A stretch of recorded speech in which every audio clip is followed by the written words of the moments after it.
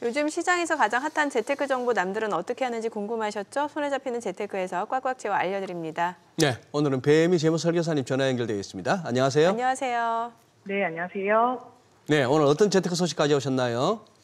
네, 2천만 원까지 빚을 진 사람들에게 연체 삭제의 기회가 생겼습니다.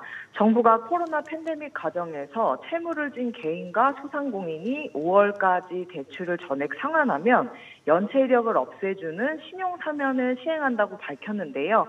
오늘은 신용사면이 뭔지 자세히 짚어드리도록 하겠습니다.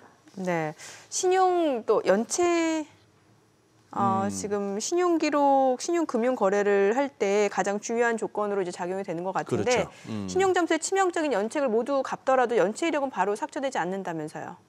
네, 그렇습니다. 대출금이나 카드대금 등을 제때 갚지 못하면 연체 이력이 남아 금융회사들에 공유됩니다. 연체액과 기간에 따라 기록이 남는 기간이 다른데 통상 100만 원 초과 금액을 90일 이상 연체하면 이른바 신용불량자로 분류돼 신용평가사 등의 연체 정보가 보관되는 겁니다. 문제는 연체액을 모두 갚더라도 연체 이력이 바로 삭제되지 않고 최장 5년까지 유지가 된다는 점인데요. 연체 이력은 신용점수를 하락시켜 대출이나 카드 발급에 지장을 빚게 하고 금리 조건도 악화시킵니다. 채무를 전액 상환하더라도 과거 연체를 했었다는 사실이 금융거래를 어렵게 하는 낙인 효과로 작용한다고 얘기할 수 있겠습니다. 네, 그래서 이제 정부가 연체 기록을 삭제할 수 있는 신용사면을 이제 시행하겠다 이렇게 밝힌 건데요. 자, 그럼 신용사면 받으면 어떤 점들이 달라지는 겁니까? 네, 이번 신용사면은 2021년 9월부터 올해 1월까지 연체가 발생한 2천만 원 이하 소액 연체자 가운데 오는 5월 말까지 연체 금액을 전액 상환할 경우가 대상이 됩니다. 코로나 팬데믹을 거치면서 저금리의 대출을 끌어다 생활자금 및 사업장 운영에 사용한 개인과 소상공인들은 2022년부터 발생한 급격한 금리 상승으로 이자 부담을 느껴야 했는데요. 이로 인해 연체가 발생하고 금리가 추가로 높아지면서 신용도까지 하락하는 상황에 처하게 됐는데 이를 지원할 필요가 있다는 게 정부 의견입니다.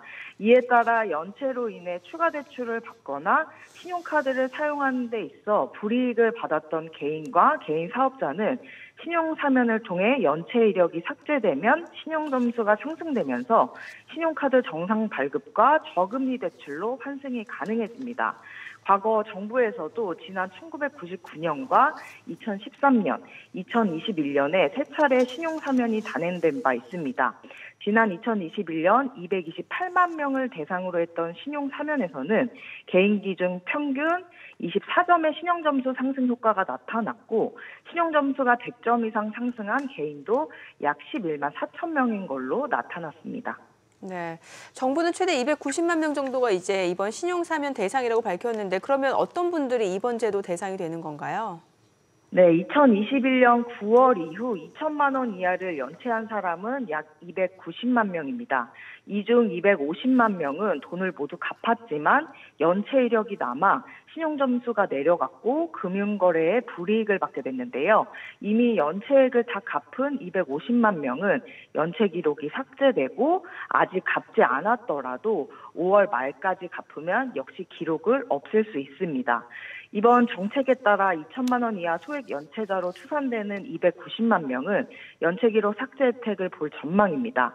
이 중 250만 명은 신용점수가 평균 39점 올라갈 예정이며 이로 인해 25만 명이 은행권 신규 대출자 평균 신용점수를 넘게 되면서 은행에서 낮은 금리로 신규 대출을 받을 수 있고 15만 명은 신용카드를 발급받을 수 있을 것으로 내다보고 있습니다.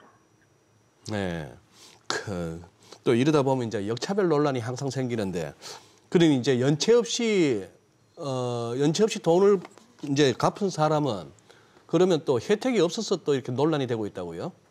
네, 그렇습니다. 금융권에서는 이번 정책에 부작용도 있다는 입장인데요. 높은 이자에도 불구하고 연체를 발생시키지 않으면서 원리금을 성실하게 납부한 사람들이 역차별을 느낄 수밖에 없다는 지적입니다. 이럴 경우 소비는 줄여도 연체는 피한다라는 식의 철저한 대출 관리 필요성이 대출자들에게서 다소 사라질 수 있다는 겁니다. 연체에 따른 불이익이 없다면 누가 상환비를 제대로 지키겠냐는 것인데요. 정부는 채무 상환자만 대상으로 하기 때문에 오는 5월까지 채무 변제를 독려하는 효과가 있다는 입장이며 2천만 원 이하까지는 모두 갚아야 신용회복의 기회를 보는 만큼 일각에서 제기하는 도덕적 해이나 역차별과는 큰 상관없다는 입장입니다. 한 은행 관계자는 고금리 상황이 올해도 쉽게 해소되지 않을 전망인데 연체가 새롭게 생긴 고객들도 같은 혜택을 달라고 주장할 수 있다고 말하기도 했습니다. 네, 오늘은 신용사면에 대해서 알아봤습니다. 내용 잘 들었습니다. 고맙습니다. 네, 감사합니다.